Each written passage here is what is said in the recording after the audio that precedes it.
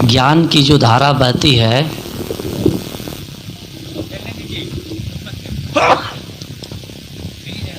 वह गुरु और शिष्य के बीच ही बहती है। और ज्ञान की धारा तो बहा रहे हैं, लेकिन शिष्य में पात्रता नहीं है, तो उस धारा को वो ले नहीं पाएगा।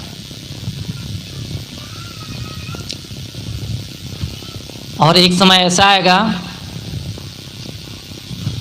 कि ज्ञान की धारा सूख जाएगी। जैसे हम देखते हैं कि कई ऐसी नदियां होती हैं जिनमें धारा सूख जाती है। तब क्या होता है, नदी के किनारे किनारे बसने वाले, नदी के पानी से अपना जीवन निर्वाह करने वाले अब सोचते हैं कि कहाँ जाया जाए, क्योंकि धारा सूख चुकी है। ऐसे ही ये पारख ज्ञान की धारा सदगुरु कबीर से, या कहें कि सदगुरु कबीर के पहले से ये बहती आ रही है। और इस धारा को लेने वाले इस संसार में न होते तो ये पारक ज्ञान की धारा हम तक न आती। यहाँ पर श्रद्धेय श्री साहेब जी गांव-गांव जाकर, घर घर जाकर इस ज्ञान धारा को बहाते हैं। और ये ऐसा क्षेत्र है, साहब जी को लगा कि भाई इस क्षेत्र में भी ज्ञान की धारा बहनी चाहिए। और इस विचार को हमारे जो क्षेत्र के लोग हैं वे लोग भी समझे कि यहाँ भी ज्ञान की धारा बहनी चाहिए।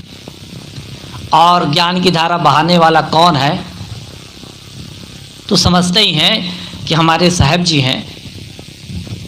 तो यहाँ एक कहना चाहिए, जब तक शरीर है तब तक एक स्थायी जगह हो गई।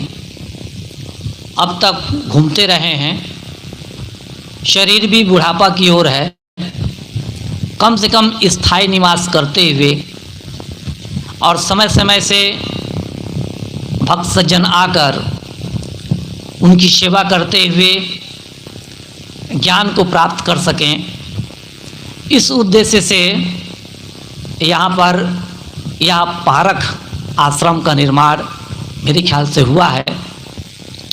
हम सबका बहुत ही सौभाग्य की बात है कि हम कि ज्ञान की धारा में अपने जीवन को प्रवाहित करने के लिए तैयार हैं। देखिए, हमारा और आपका जो जीवन मिला है खाने पीने और मौज मस्ती के लिए नहीं मिला है, और किसी ईश्वर और परमात्मा खुदा गाड को समझने के लिए नहीं मिला है। हमारा और आपका जो जीवन मिला है अपने आप को समझने के लिए मिला है। और लोग समझते हैं कि बाहर कोई ईश्वर है, परमात्मा है, देवी देवता है, जिसको पाना हमारा जीवन का उद्देश्य है। तो ये क्या है, हमारा ये भ्रम है। इस भ्रम को दूर करने के लिए श्री साहब जी यहाँ पर कहना चाहिए विराजमान हो रहे हैं। जितने लोग संपर्क में आएंगे और जिज्ञासा होगी, वे पूछेंगे तो साहब जी इस बात को बखूबी बताएंगे, क्योंकि पारक ज्ञान के अच्छे प्रवक्ता भी हैं और अच्छे साधक भी हैं। और ऐसे लोगों से हमारा संपर्क नित्य होते रहना चाहिए। मैंने कहा ना, हमारा और आपका जीवन यदि बाहरी किसी ईश्वर परमात्मा खुदा गाड के लिए तरस रहा है तो समझिए उसी प्रकार से हम अपने जीवन को बर्बाद कर रहे हैं जैसे एक शराबी होता है, एक जुआरी होता है, अपने धन और संपत्ति को बर्बाद किस में कर देता है? जुआ खेलने में, शराब पीने में। उसी प्रकार से हम भी मानो वही काम करने जा रहे हैं यदि अपनी आत्मा को समझने का प्रयास नहीं करते हैं तब। कितना अच्छा अवसर आया है, आज तक हम समझ नहीं पाए हैं कि भाई, हम तो यही समझ रहे थे कि भाई ईश्वर परमात्मा कोई है, होता है, जिसको पाना, जिसको समझना ये हमारा उद्देश्य है। लेकिन नहीं, ये उद्देश्य नहीं है, ये एक भ्रम है। और इस भ्रम को निवारण करने के लिए पारक सिद्धांत ये पर्याप्त होता है। पारक सिद्धांत बताता है कि इस शरीर में जो विद्यमान आत्मा है वही सभी ज्ञान विज्ञान, देवी देवता, भूत प्रेत, जिन चुड़ैल, इन सब की कल्पना करने वाला है। और इनमें फंसने की जरूरत नहीं। तू अपने आप को देख, अपने आप को समझ कि तू कौन सा चीज है। वही चीज है जिसकी कल्पना तुमने की है ईश्वर परमात्मा। तुम बड़े होगे पर तुम्हारा परमात्मा, हम हैं तो हमारा ईश्वर है। किसी ने कहा है हम ना होते तो खुदा ना होता। बिल्कुल सही है, ये गलत नहीं है। अब तक हम क्या है, बाहरी किताबों में पढ़ते हैं तो वही बात पढ़ते हैं, और दूसरी बात है कि हम लोग समझने का प्रयास भी नहीं करते हैं। थोड़ा गहराई तक समझें, किसी से मिले जुलें, बात करें, अपनी जिज्ञासा व्यक्त करें तो शायद उनसे कुछ हमें मिले। तो इस प्रकार हम देखेंगे कि पारक सिद्धांत क्या बताता है। पारक सिद्धांत अपने जो परखने वाली जो शक्ति है, अर्थात हमारी अपनी आत्मा है, उधर की ओर प्रेरित करता है, उसको बताता है। और कुछ लोग ऐसे हैं जो इसी की निंदा करते हैं, अरे ये जीव तुच्छ है, तुच्छ में इतनी क्या शक्ति है जो ईश्वर को समझ सके। ये क्यों कहता है? इसलिए कि उसे ईश्वर जो असली है उसके बारे में ज्ञान नहीं है। तो हमें इस बात को समझने के लिए ये बहुत जरूरी है सदगुरु कबीर का पारक सिद्धांत समझना। पारक सिद्धांत अर्थात परख करके जो अंत में सिद्ध हो उसको कहते हैं पारक सिद्धांत। आप किसी मंदिर में चले जाइए, किसी मस्जिद में चले जाइए, किसी गुरुद्वारे में चले जाइए, किसी चर्च में चले जाइए, जहाँ चाहे वहाँ चले जाइए। ये मंदिर मस्जिद बनाने वाला कौन होता है? मनुष्य होता है। और इसमें मूर्तियाँ जो प्रतिष्ठित होती हैं उनको बनाने वाला कौन होता है? ये मनुष्य होता है। और मंदिर में प्रसाद चढ़ाने वाला मनुष्य होता है, प्रसाद बांटने वाला मनुष्य होता है, पुजारी मनुष्य होता है, प्रसाद खाने वाला मनुष्य होता है। सभी तो हम देखेंगे तो मनुष्य के अलावा क्या है वहां पर? कुछ नहीं है। लेकिन मनुष्य अपनी ओर नहीं ताकता है। तो मैंने कहा ना, ये जो ज्ञान की जो धारा है गुरु और शिष्य के बीच ही प्रवाहित होती है। और जब गुरु ज्ञान की धारा प्रवाहित कर रहे हैं तो शिष्य को भी समझना चाहिए कि ज्ञान की धारा हमारे लिए कितना उपयोगी है।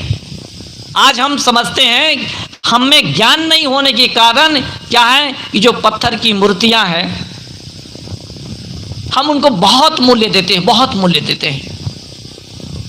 और जो इसको जब अधिक मूल्य देता है वो क्या करता है, उसका दिल दिमाग उसी की ओर चलता है। हम नहीं समझते हैं कि ये जो हमारी माताएं हम इस जन्म देती हैं ये असली माता है, कहाँ समझते हैं। और नहीं समझने के कारण क्या है, हमारे जीवन में भ्रम हमेशा बना रहता है और इस भ्रम का परिपालन करते हैं। कहाँ तक? ये भ्रम क्या देंगे, अपने बच्चों को भी देंगे, हम अपने बच्चों को भी देंगे। यदि बच्चे पारखी नहीं होते हैं, समझदार नहीं होते हैं, तो क्या अपने बच्चों को भी वो भ्रम लाद देंगे। इस प्रकार हम देखेंगे कि ये भ्रम की जो परंपरा है कहाँ से चली आ रही है, अनादिकाल से चली आ रही है। इसी प्रकार से पारक का ज्ञान है, ये भी अनादिकाल से चला आ रहा है। बीच में जो प्रवाहित करने वाले होते हैं ये इनका बड़ा मूल्य है। बिहार में हैं एक संत, अच्छे संत, क्या नाम है उनका, हाँ बताऊंगा याद आ जाए तो। वो संत कैसे थे, बारिश के दिनों में अपने भक्तों के यहां जाते थे और बारिश के दिनों में वहां जानते हैं ऐसे ही बिहार में बारिश होती रहती है समय समय से और वहां तो जल की धारा बहती रहती है। अपने भक्तों के यहां जाते थे। क्यों जाते थे? भक्तों को चेताने के लिए जाते थे। देखिए ये ज्ञान की धारा है। गुरु को कितनी गरज है, गुरु को बहुत गरज है कि मेरे शिष्य अज्ञान से उड़ीण हो जाएं, अज्ञान से दूर हो जाएं। शिष्य को कोई चिंता नहीं है, गुरु को चिंता है। जिस प्रकार से माता पिता को चिंता होती है कि बेटे अच्छे रास्ते पर चले, बेटे को चिंता।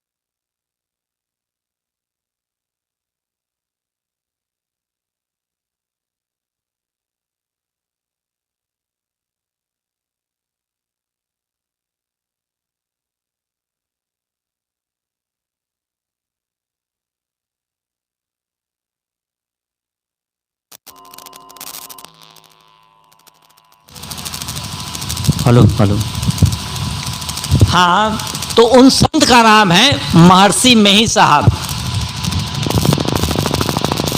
महर्षि मेही साहब बारिश के दिनों में भी वो अपने भक्तों के यहाँ जाते थे। उनको ये चिंता नहीं होती थी कि बारिश हो रही है तो मैं कैसे जाऊं, चले जाते थे। आप देखेंगे बिहार में आधा बिहार उन्हीं का है। मेरा कहने का मतलब यह है ज्ञान की धारा गुरु बहाते हैं और शिष्य उस धारा से लाभान्वित होते हैं। तो यहाँ पर हमारे श्री साहब जी के लिए एक सुंदर सा निवास स्थान बना दिया गया है कबीर पारक आश्रम के नाम से।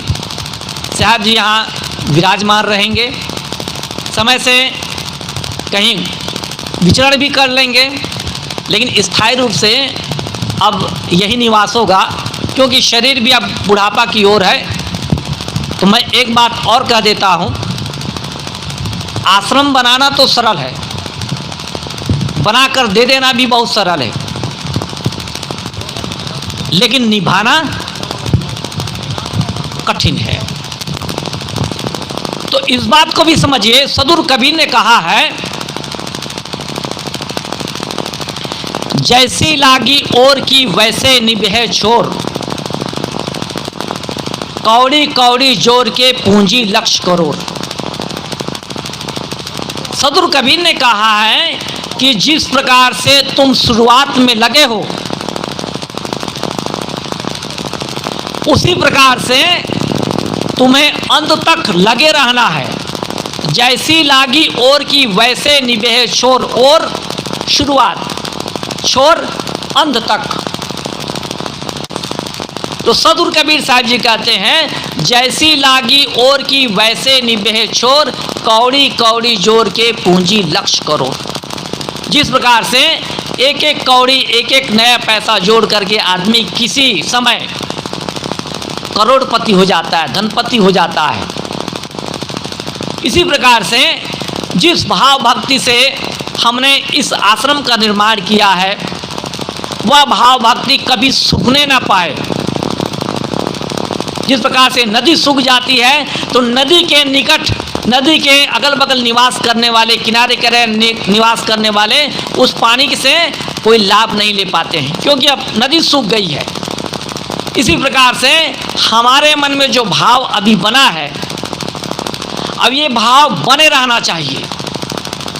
और इस भाव को बनाए रखने में जो हम निरंतरता का प्रयोग करते हैं, निरंतर ये भाव बना रहता है, तब कहना चाहिए हमारा भाव और हमारा यह कार्यक्रम स्थापित करना हमारे लिए, आम जनता के लिए, लोगों के लिए, जिज्ञासुओं के लिए ये लाभदायक सिद्ध हो सकता है। और ये काम हमें करने की ज़रूरत है। इसलिए ये बहुत ज़रूरी है कि हर आदमी पारखी हो। पारखी का मतलब होता है अपने आप को समझना, अपने आप को जानना। और जो अपने आप को समझता है, जानता है, कहना चाहिए बहुत सारी समस्याओं का समाधान वो खुद कर लेता है। तो मैंने कुछ देर आप सबके बीच कुछ कहने का प्रयास किया। यहीं पर अपनी वाणी में विराम देता हूँ।